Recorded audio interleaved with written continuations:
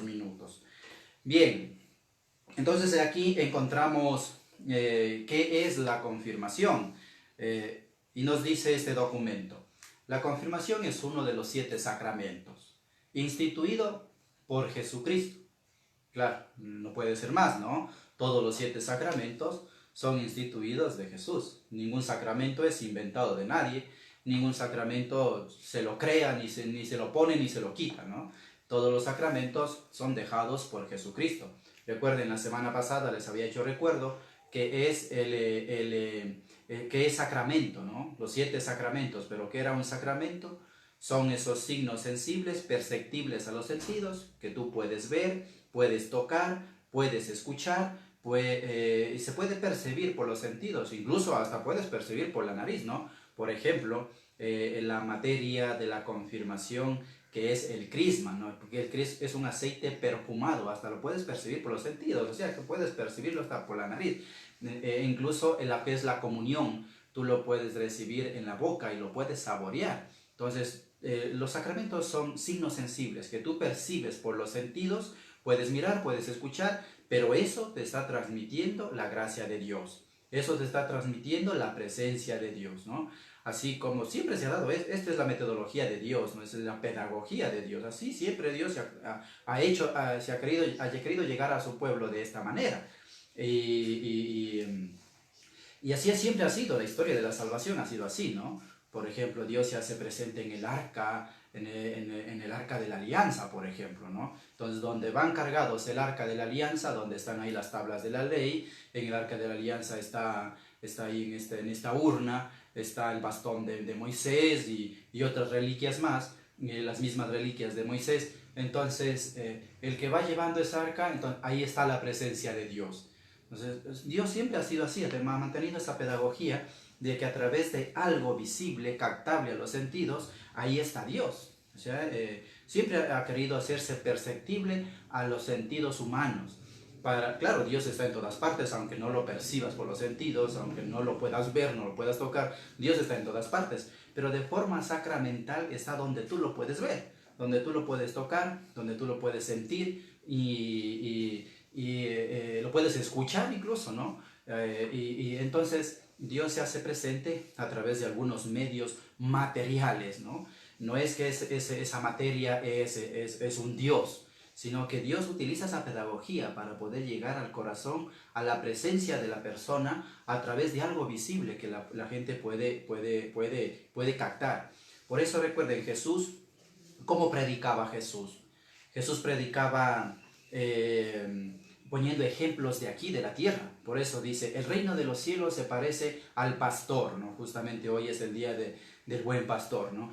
El reino de los cielos se parece al pastor con sus ovejas, que se le pierde una y va en busca de la otra. Entonces pone cosas que tú puedes entender, que tú puedes ver, que tú puedes captar por tus sentidos para entender las cosas del cielo. Porque dice, y los apóstoles decían, ¿no? ¿Pero por qué hablas así? ¿Por qué mejor no dices directo de lo que hay allá en el cielo? Y así no nos hacemos problema, ¿no? Pero Jesús, ¿qué les dijo? Le dijo, es que si yo les hablo directo de lo que hay en el cielo, no me van a entender. Porque ¿quién de ustedes va a entender lo que se dice allá o lo que hay allá? Yo tengo que explicarles lo que hay allá en el cielo por cosas que ustedes tienen aquí, para que así se conecte entre lo que hay allá y puedan entender al menos algo en parte. Entonces, esa es la pedagogía de Dios, así ha sido Dios, así nos ha mostrado incluso Jesús. Recuerda también, por poner simplemente otro ejemplo, en la antigua alianza, por ejemplo, Moisés construyó una serpiente de bronce para que el pueblo no muera cuando estaban picados por la plaga de las serpientes, que así le mandó Dios a hacer, ¿no? Que vaya y construya una serpiente de bronce en el centro de la plaza. Entonces, mire, el que era mordido de la serpiente iba a ver a esa serpiente de bronce construida por Moisés en la plaza y ya no moría. Entonces, eso es Dios, o sea, Dios se comunica a través de algo que tú puedes ver. Y eso que Dios se comunica a través de algo que tú puedes ver, puedes escuchar, puedes tocar, a eso nosotros ahora le llamamos sacramento. Por eso es que existen 7 sacramentos visibles. Y por eso decimos que está ahí la forma sacramental. Por ejemplo, en el bautismo tú ves el agua, escuchas que le ponen el agüita, en unas palabras, yo te bautizo en nombre. Estás viendo, estás percibiendo la gracia de Dios con tus sentidos. En la comunión, en la primera comunión o en las comuniones que se sigan haciendo durante toda la vida, ¿qué ves ahí tú? Ahí ves el pan consagrado, la hostia que llamamos nosotros.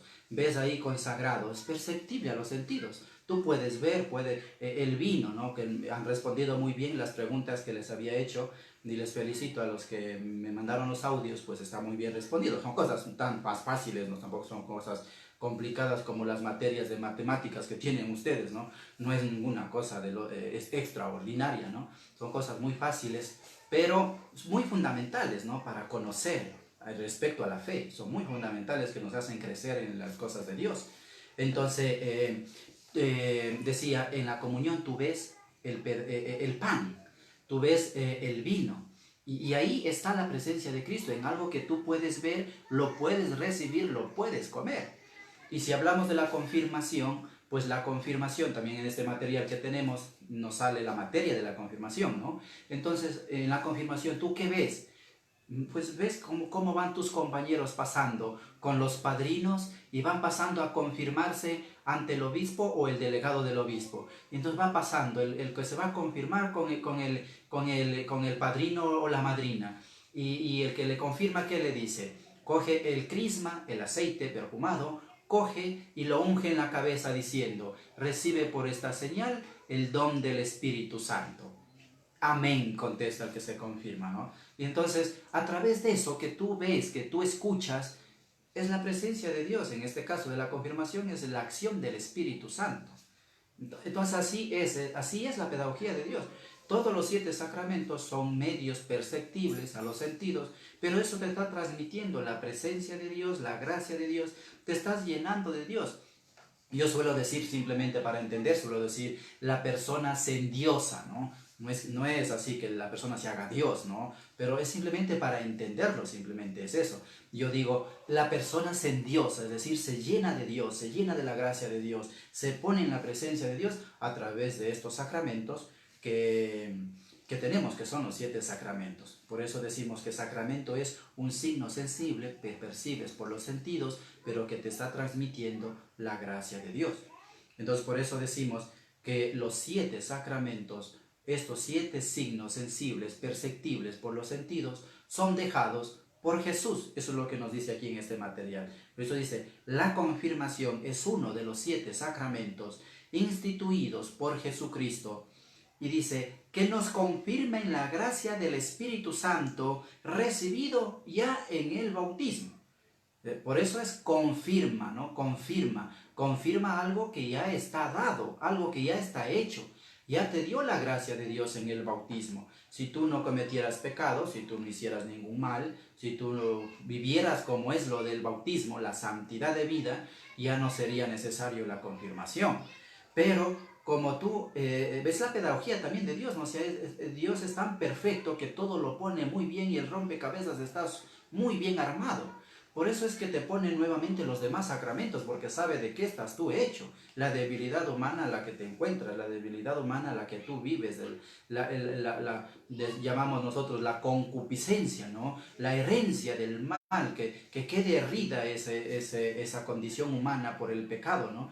Entonces tú tiendes por naturaleza, como se puede decir, aunque está mal dicho así, pero tú tiendes por sí mismo, tiendes al pecado, ¿no? Entonces, de esa manera, Dios es muy pedagógico y por eso Jesús nos deja los 7 sacramentos. Tú naces, bautismo, vas creciendo, comunión, eres más grandecito y jovencito, confirmación. Toda tu vida puedes hacer la confesión. Andas enamorado ya de novio, has buscado novio, has buscado novia y quieres hacer una vida estable con esa persona, matrimonio. Y si es que de pronto estás ya dando el último respiro, quién sabe, unción de los enfermos, ¿no? Entonces, mire, o sea, cómo es Dios pedagógico que te va dejando durante toda la etapa de tu vida, te va dejando los 7 sacramentos para que tú armes un camino hacia arriba, hacia el cielo. Tú vas haciendo ese camino para Dios.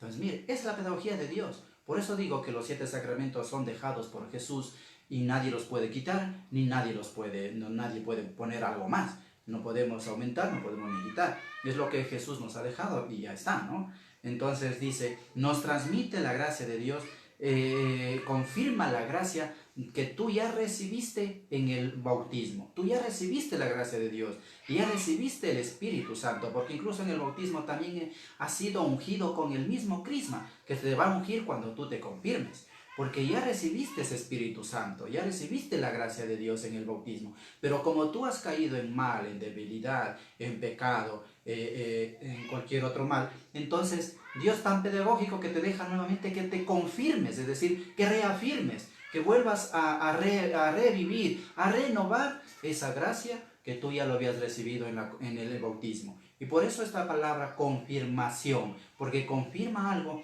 que tú ya recibiste. Recuerde cuando nos reuníamos a la catequesis en el saloncito de la parroquia, recuerden lo que hablábamos, que era la palabra confirmar. ¿Qué era la palabra confirmar? Yo les ponía el ejemplo. Recuerden que cuando yo hago una cita con alguien unos 8 días antes, entonces yo hago una cita y le digo, nos vamos a la piscina para el siguiente fin de semana, ¿no?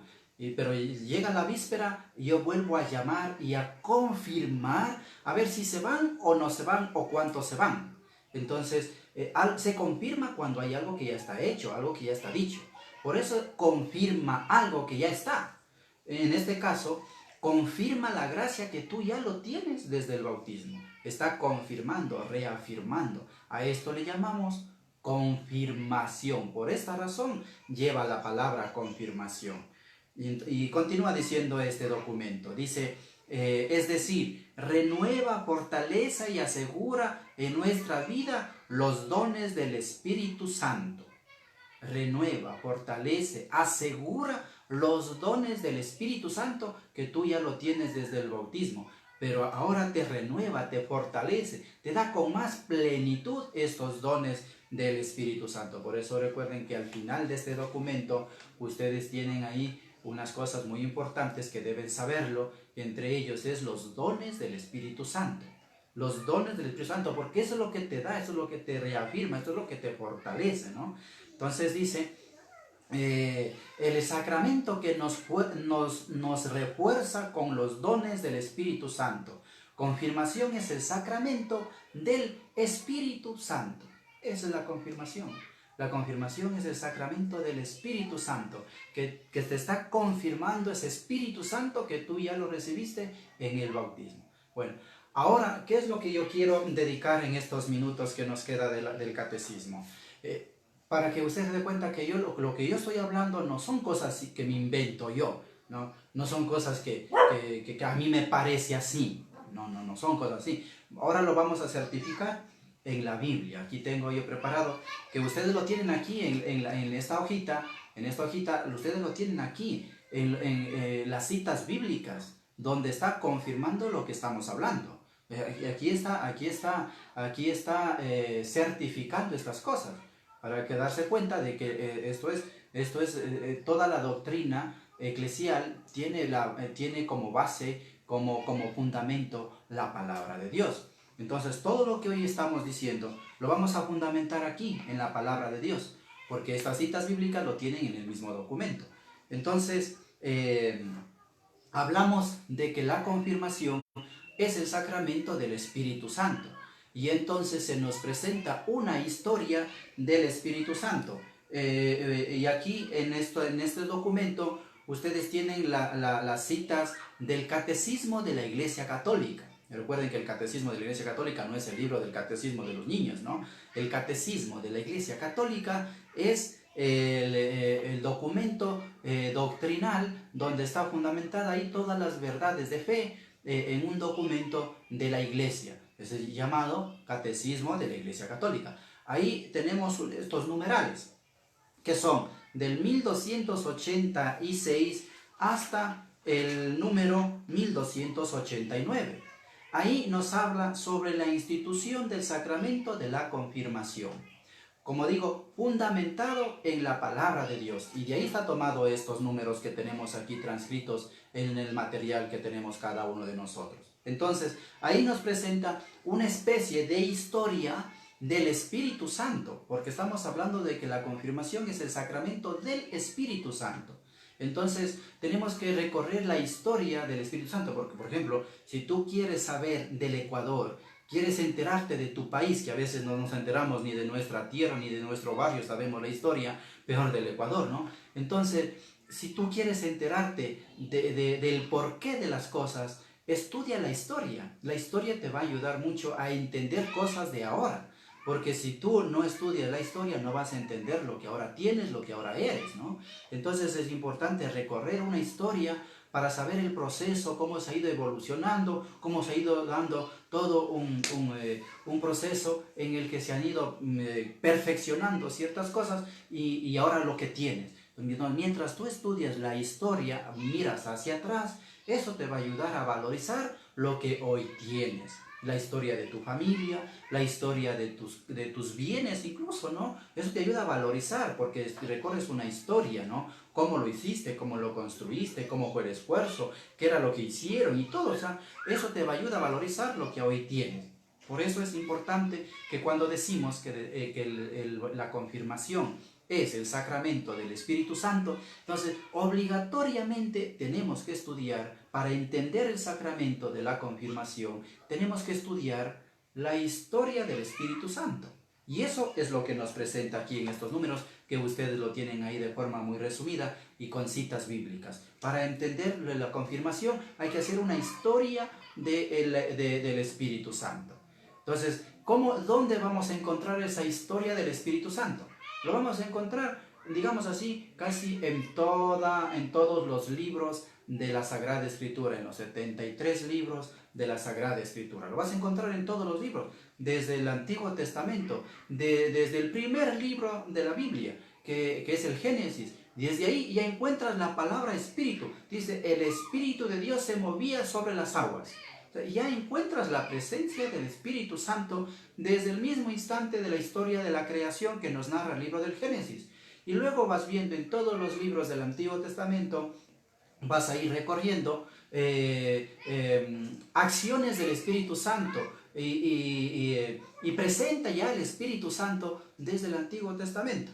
Entonces hoy lo que me voy a dedicar estos minutos, me voy a dedicar, que nos queda como unos 10 minutitos, me voy a dedicar a leerles unas citas bíblicas para certificar lo que he estado diciéndoles sobre la confirmación. Bueno, entonces, si ustedes revisan este documento, ahí tenemos una cita bíblica que nos manda al libro de Isaías. Al libro de Isaías, el capítulo 11 y el versículo 2. ¿Y qué nos dice Isaías en el capítulo 11, versículo 2? Dice, lo voy a leer desde el versículo 1. Dice, una rama saldrá del tronco de Jesé, un brote surgirá de sus raíces. Y en el versículo 2 dice, sobre él reposará el espíritu de Yahvé, espíritu de sabiduría y de inteligencia, espíritu de prudencia y valentía, espíritu para conocer a Yahvé y para temerlo, y para gobernar según sus preceptos. ¿Entiende esto?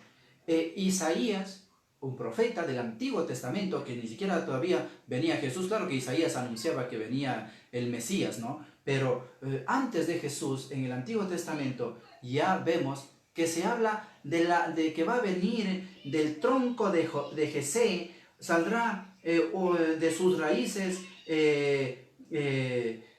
saldrá un brote, dice, ¿no? Del tronco, estaba haciendo la comparación de un árbol, del tronco saldrá de sus raíces de Jesé, saldrá todo un brote, unas ramas, y dice, y estará lleno del Espíritu Santo. Se habla en un lenguaje, y si hoy nosotros ya entendemos con Jesucristo, está hablando de que del tronco de la estirpe de David, y por eso dice, del tronco de Jesé saldrá el rey, y que es Jesús. pero él estará, dice, lleno del Espíritu Santo. En él reposará el Espíritu de Yahvé, el Espíritu de inteligencia, el Espíritu de prudencia. Mire, entonces, ¿cómo Isaías ya va anunciando el tema del Espíritu Santo?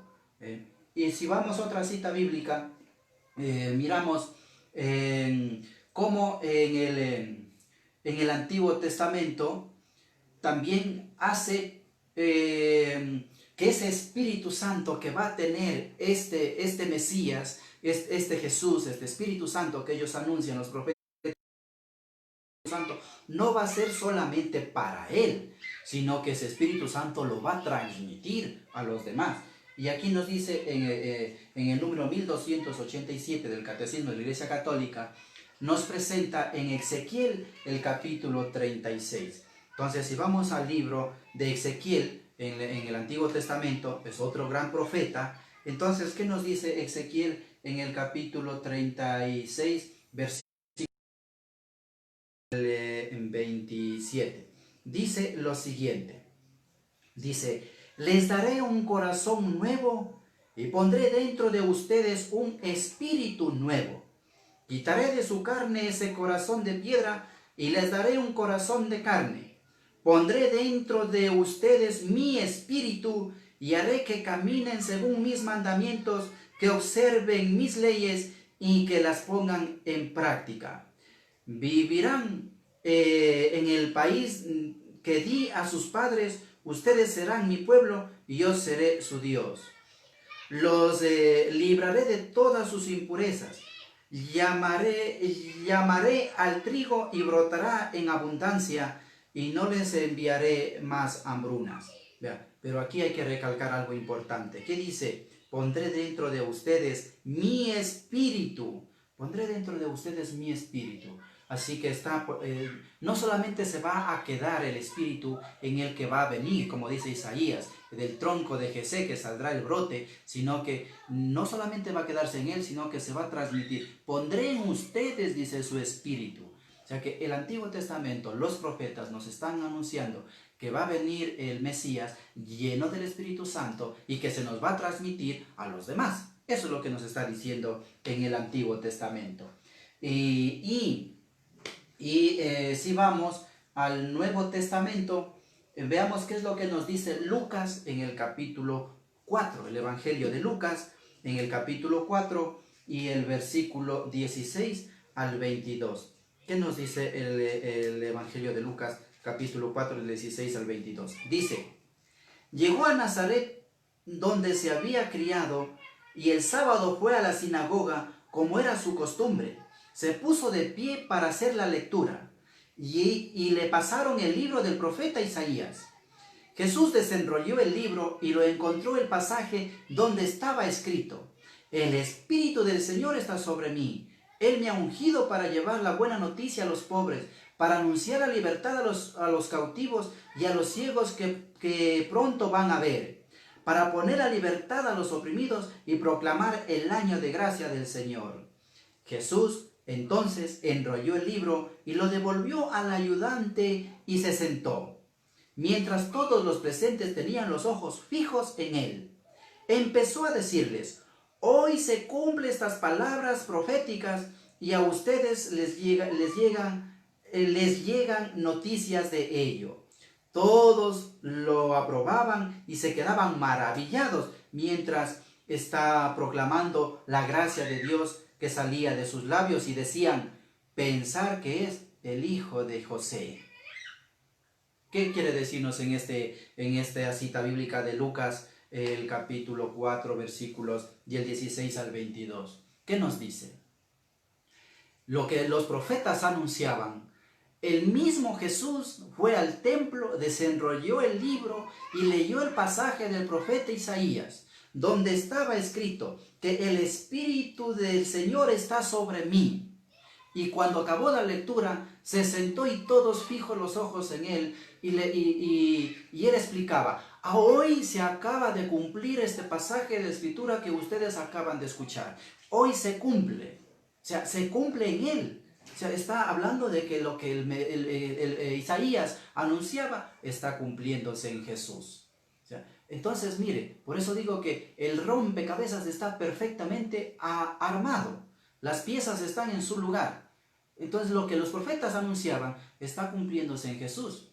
Y él mismo lo dice. Hoy se acaba de cumplir lo que ustedes están escuchando, ¿no? Bueno, si vamos a otra cita bíblica, en cambio, cómo Jesús promete el Espíritu Santo ya no solo para él. Los profetas anunciaban que el Espíritu Santo va a estar en Jesús y que va a transmitir a los demás. Ahora es Jesús quien promete también el Espíritu Santo. Y si vamos al Evangelio de Juan, el capítulo 3, Evangelio de Juan, capítulo 3, y nos vamos al versículo 5 y 8, dice lo siguiente.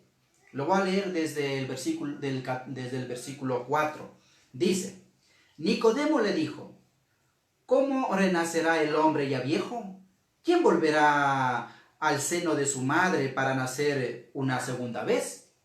Jesús le contestó, en verdad te digo, el que no renace del agua y del espíritu no puede entrar en el reino de Dios. Lo que nace de la carne es carne, y lo que nace del espíritu es espíritu. No te extrañes de que te haya dicho, necesitan nacer de nuevo desde arriba. Entonces Jesús le está hablando, que es necesario renacer del agua y del espíritu, ya no renacer de la carne porque no se puede entrar en el vientre de la madre, sino renacer del espíritu. Entonces Jesús le está explicando a Nicodemo que hay que renacer del espíritu, hay que renacer del agua y del espíritu. Ese renacer en el Espíritu, eso es lo que recibimos nosotros, el Espíritu de Dios, renacemos, ¿no? Bueno, el tiempo se nos está acabando y voy a seguir leyendo otra cita bíblica que es muy fundamental para nosotros. En el mismo Evangelio de Juan, capítulo 3, y nos vamos en el Evangelio de Juan, en el capítulo 16, versículos 7 al 15. Entonces vamos a irnos al mismo Evangelio, en el capítulo 16, 7, sí, capítulo 16, versículos 7 al 15. ¿Qué nos dice aquí en esta cita bíblica? 16, 7, 15. Dice, pero es verdad lo que les digo, les conviene que yo me vaya, porque mientras yo me vaya, el protector no vendrá a ustedes. Es decir, conviene que yo me vaya, ¿no? Porque mientras yo no me vaya, el protector no vendrá a ustedes. Yo me voy y es para enviárselo. Cuando venga Él, rebatirá el mundo en lo que toca al pecado, el camino de justicia y el juicio. ¿Qué pecado? Que no creyeron en mí. ¿Qué camino de justicia? Mi partida hacia el Padre.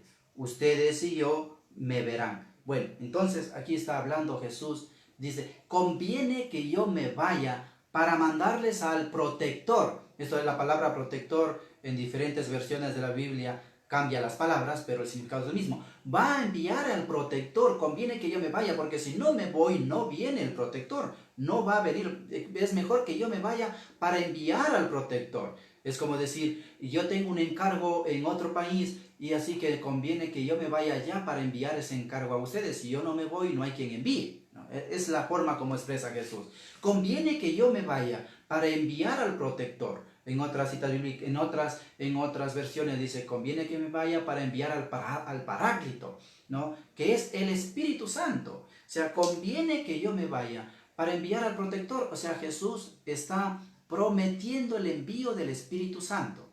Jesús está prometiendo ese envío. Jesús quiere enviar ese Espíritu Santo, lo promete, y ¿cuándo lo cumple?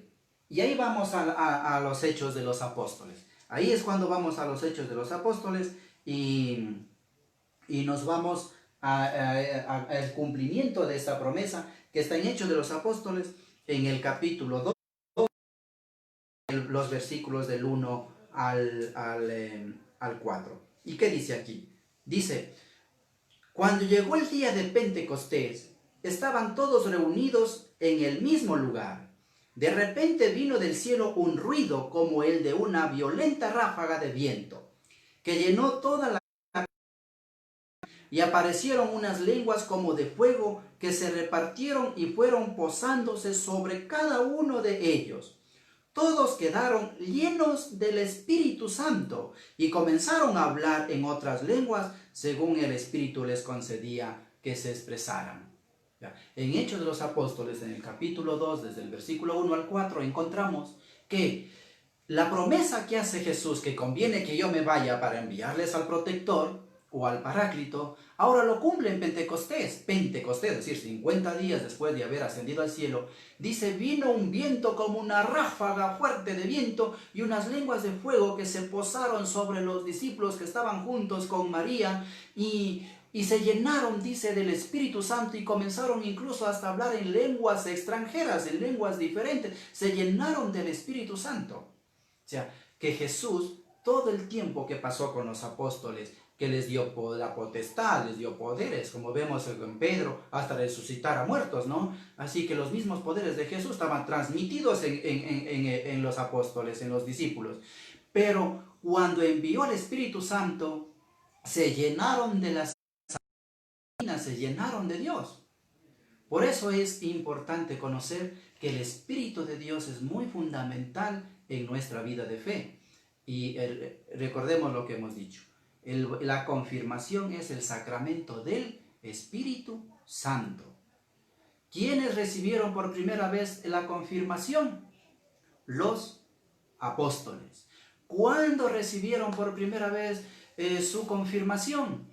En Pentecostés. 50 días después de que Jesús resucitó y ascendió al cielo, a los 50 días envía el Espíritu Santo un tal domingo. Por eso es importante para los cristianos el domingo, ¿no? Entonces, mire, de esta manera podríamos ver, la Biblia lo dice muy claro respecto a la confirmación. Claro, la Biblia no tiene la palabra confirmación. La palabra confirmación ya sabemos por qué la utilizamos nosotros. Podríamos decir el sacramento del Espíritu Santo, que no está mal dicho, está bien. Pero nosotros, ¿por qué le llamamos confirmación? Porque confirma lo que ya recibiste. Vean, los apóstoles, ¿qué nos dice? No la voy a leer, pero les voy a... dice en el capítulo 7, versículo 37 al 39. ¿Qué dice ahí? Que Jesús sopló sobre ellos, les dijo, reciban el Espíritu Santo, y a quienes ustedes perdonen los pecados, les quedarán perdonados. O sea, sopló sobre ellos el Espíritu Santo y les transmitió el Espíritu Santo. Pero ¿por qué quiere mandarles otra vez por segunda vez que lo cumplió en Pentecostés? Es que quiere reconfirmar, quiere afirmar lo que ya les dio, quiere reafirmar nuevamente por segunda vez. Recuerda que hemos dicho que confirmar es recibir algo que ya está dado por primera. Entonces está confirmando algo que ya está en ellos. Ellos ya están con el Espíritu, pero les reafirma nuevamente en Pentecostés con esas ráfagas de fuego que se posan sobre cada uno de ellos. A esto nosotros le llamamos confirmación, porque está confirmando lo que tú también ya lo tienes en el bautismo. Estás confirmando lo que ya has recibido y te estás reafirmando, asegurando, fortaleciéndote con el don del Espíritu Santo. Sacramento, digamos así, de la confirmación. No sé si me entiende bien esto último. Digo segundo sacramento de la confirmación, ¿por qué? Porque ya has recibido el primero en el bautismo.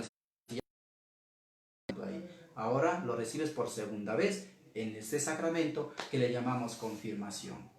Bueno, esto es lo que yo he querido exponerles durante este tiempo, que ya se nos ha pasado unos 5 minutitos, pero bueno, vale la pena que podamos explicarles y que usted entienda lo que va a hacer, lo que tiene. Porque si no hay alguno por ahí que va y dice, ¿dónde está el sacramento de la confirmación en la Biblia? Un invento de los católicos, ¿no? Bueno, por eso hay que entender las cosas de Dios, hay que entender la pedagogía divina, hay que entender todo. Hay que meterse nosotros también a armar el rompecabezas como lo tiene armado Dios. Entonces nosotros tenemos que también comprender las cosas a la mente de Dios, a la sabiduría de Dios, no a lo que a nosotros nos parece, ¿no? Entonces, mire, la palabra de Dios le aclara muy bien sobre el sacramento de la confirmación. Bien.